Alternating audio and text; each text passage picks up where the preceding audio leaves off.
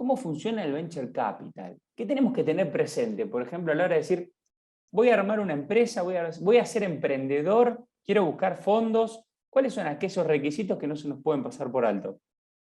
Bueno, si vos tenés tu startup, si como decís sos emprendedor y salís a buscar fondos, acá el tema principal es entender que los fondos de Venture Capital, como dice su nombre, son fondos.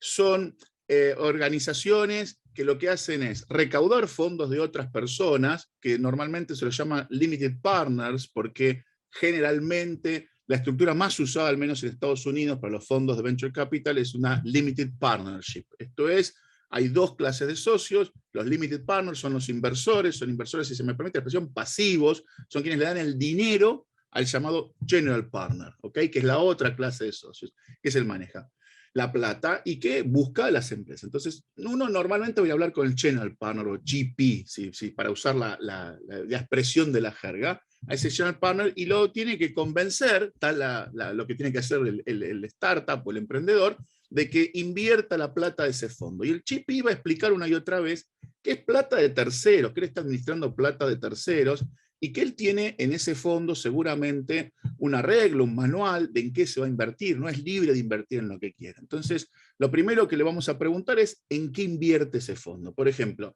si yo busco fondos para biotecnología, bueno, los fondos que inviertan en, no sé, en software as a service, algo que está muy de boga, no me van a invertir, porque son fondos a menor plazo y con otra tesis de inversión. Esto es, otros objetivos de inversión. Entonces, lo primero que preguntarle es si su tesis de inversión, si en lo que él invierte es lo que realmente yo estoy haciendo como startup. Lo segundo que le tengo que preguntar es en qué momento está el fondo. Los fondos suelen durar entre 7 y 10 años. Los de biotecnología suelen durar un poquito más, porque son procesos más lentos, que llevan más tiempo de maduración. Entonces, lo segundo que preguntar es en qué estadio está. Si él está en los primeros estadios, estoy en el momento ideal. Es el momento donde él tiene los fondos, donde tiene la plata y la va a querer estar invirtiendo. Si estoy al final, por ahí, salvo que vaya a buscar un nuevo fondo, salvo que ellos estén creando un segundo fondo, tercer fondo, no va a tener disponibilidad de dinero para invertirme. Esa es la otra cosa que yo debería estarle preguntando. Y desde ya, y por supuesto, ellos van a mirar rentabilidad. Los fondos de Venture Capital no buscan hacer una inversión estable en el tiempo, que le dé un rendimiento mes a mes, como uno podría imaginar que hace Warren Buffett, por ejemplo, con Coca-Cola, que dice, qué maravilloso, me da un flujo de fondos estables año a año. El Fondo Venture Capital busca exactamente lo contrario. Hay una definición que diera un administrador de un fondo Venture Capital, me pareció muy buena. Un fondo Venture Capital busca que cada empresa sea un unicornio. Esto es, ellos no buscan buenos, ellos buscan extraordinarios. Tengo que explicarle por qué mi empresa tiene un crecimiento exponencial. O sea, no un hermoso flujo de fondos como si fuera un alquiler, vamos a decir así, sino un crecimiento exponencial que le permita en 3, 4, 7, 8 años a lo sumo vender esa empresa, hacer su IPO o venderla a un tercero. Es decir, tengo que enamorarlo de alguna forma, ¿no? Tengo que Sí. buscar esa pareja ideal para poder enamorarlo e ir juntos y hacia el crecimiento, ¿no? Ahora, hablamos de los fondos de Venture Capital y se me viene la pregunta, bueno, ¿y qué son entonces los inversores ángeles? ¿Hay diferencia entre los fondos de Venture Capital y, por ejemplo, los inversores ángeles? Está buenísima la pregunta. Hay diferentes momentos para invertir en un emprendimiento. Entonces, normalmente el inversor ángel es aquel inversor que entra en los primerísimos momentos. O sea, cuando el emprendedor tiene una idea, por supuesto no tiene lo que en la jerga se llama producto mínimo viable, todavía no ha producido lo que dice que va a producir, está en una etapa de mezcla entre investigación y creación de ese producto. Y entonces el inversor ángel suele ser una actividad de quienes están muy involucrados personalmente. O sea, el inversor ángel no solo pone plata, suelen ser tickets mínimos, suelen ser montos de plata mínimos, pero sino que pone una enorme cantidad de escucha y guía. ¿Okay? El inversor ángel es el que termina explicando, mira, vos deberías poder armar una sociedad, vos deberías poder tener esta estructura formalizada. Ahí vemos un gran apoyo en lo que hace a explicar a quienes tal vez tengan un background técnico muy bueno, matemático, físico, químico, pero que no tengan ningún contacto con la administración de empresa, la necesidad de y la fortaleza de tener una buena administración de esa empresa, porque si no, lamentablemente, por muy bueno que sea el background técnico, no va a prosperar. Entonces, primeras etapas, son inversores ángeles. Primerísimas, vamos a decir, etapas, inversores ángeles. Luego viene una etapa que se suele llamar pre-seed, seed por semilla en inglés. Luego viene una etapa seed, y luego, bueno, después, por supuesto, esto es una estandarización, y depende de cada caso, se empieza a hablar de serie A, serie B, serie C, y hay casos de series D, E y F. ¿Ok? Entonces, normalmente un fondo de Venture Capital, es buena pregunta, tiene en su tesis de inversión, o sea, en su manual sobre en qué va a invertir, tiene en qué etapa ingresa. Fíjate que hay un caso en Rosario que es súper interesante, que es el SF500. Si no va al SF500, ellos están en una etapa ángel barra pre-seed seed, o sea, ellos quieren entrar en una etapa muy inicial. Hay otros fondos, de hecho, muy vinculados a la misma empresa, que ya están en una etapa muy posterior, que dicen, no, a mí yo ya estoy esperando un producto mínimo viable, y yo ya estoy esperando lo que se llama cierta tracción, o sea, cierta capacidad, si se me permite decirlo en términos coloquiales, cierta capacidad de venta, cierto flujo de fondos. Entonces, en cuándo de la etapa del emprendimiento de startup invierte un fondo, eso determina si es ángel, pre-seed, seed o una serie A, B o C. Y hay fondos que primero inician una primera etapa y después se guardan algo de plata para una etapa posterior del mismo proyecto si les gusta. ¿Okay? Entonces puede ser que haya un poquito ahí de mix. Mencionaste algunos fondos de Venture Capital de la región y te pregunto si tenés conocimientos hacia qué tipos de emprendimientos y proyectos están apuntando los fondos de Venture Capital y los inversores ángeles de la región, de Argentina y de América Latina también. A ver, arranco por el lugar que nos une, arranco por Santa Fe. Si vos mirás, tenés el único fondo de inversión en Venture Capital, que es un fideicomiso financiero o con oferta pública, porque no hay fondo con inversión con oferta pública, es CITES y está base Sunchales y es tecnológico, definitivamente. Luego tenemos Acelerador del Litoral, que también busca proyectos de base tecnológica. SF500 también está buscando proyectos de base tecnológica. Y todo eso es buenísimo. La verdad que es una alegría, o sea, ver que haya ese apoyo, ese empuje para proyectos de base tecnológica.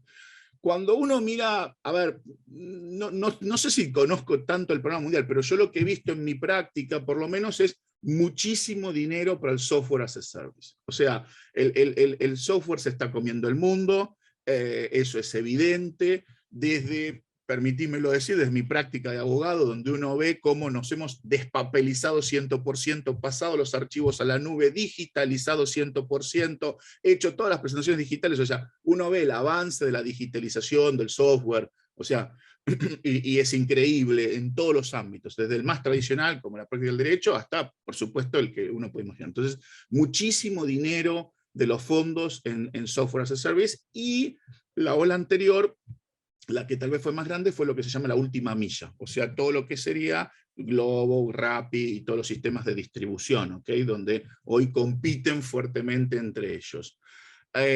Digamos que nosotros, gracias a Dios, en Argentina tenemos bastante inversión en base tecnológica, lo cual es una muy buena noticia, pero de nuevo, desde el punto de vista mundial, tal vez uno vea mucho más para servicios de software, que es lo que claramente está hoy en la economía mundial, está creciendo, y por eso, por razones obvias, el venture capital se vuelca ahí. Nicolás, vos sos abogado en tu profesión.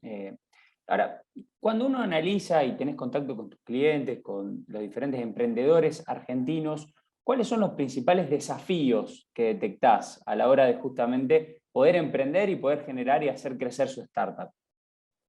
Mira, a mí lo que yo veo que es muy raro y es muy difícil es la comunión entre un conocimiento técnico sólido, porque si no, si no sabemos sobre física, química y matemática o lo que fuera que requiere ese emprendimiento, especialmente en términos tecnológicos, y una buena capacidad de administración de ese proyecto.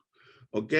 Te voy a dar un ejemplo que es mi cliente y estoy orgulloso, es Bioeuris. Cuando vos ves la capacidad técnica de ellos, que me excede, además está decirlo, manejando técnicas genéticas de primer nivel, pero que al mismo tiempo son gente que tiene clarísimo la necesidad de un prolijo manejo de sus balances, de sus documentos, donde uno le pide a ellos que tienen ese rigor científico maravilloso, que lo apliquen a esa administración, generas un proyecto magnífico. ¿Por qué? Porque tenés un señor que con ese rigor propio de quien desarrolla su tarea como bioquímico, físico, lleva todos esos documentos de esa manera, entonces le decís, necesitamos ver el acta de asamblea, y el señor entra y la encuentra y te la envía, el banco nos ha requerido el balance y el señor te lo encuentra, tenemos que firmar el acta y el acta. Entonces, vamos a usar la palabra prolijidad en la administración, en el manejo de los fondos, con ese rigor técnico, es una conjunción maravillosa.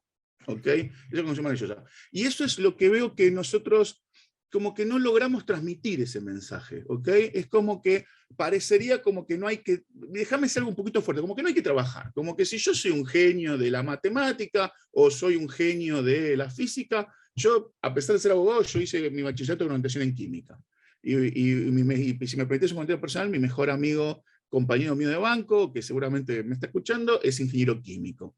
Y él siempre me dice, o sea, yo veo en las empresas que sí, él sabe química, es ingeniero químico, se dedica a la química, destacadísimo profesional, pero si yo no tengo a alguien que me acompañe y que me permite ir guiándome en todas las regulaciones y en el crecimiento y el manejo financiero prolijo de mi empresa y de ese reporte y esa muestra del Fondo de Venture Capital, es un diálogo muy difícil, o sea, ¿cuánto dinero estás? ¿Cuánto es tu cash burn? ¿Cuánto dinero necesitas por mes? Ah, no sé. ¿Y cómo sigue esa conversación? Entonces, esa combinación, si se me permite la expresión, es la combinación ganadora.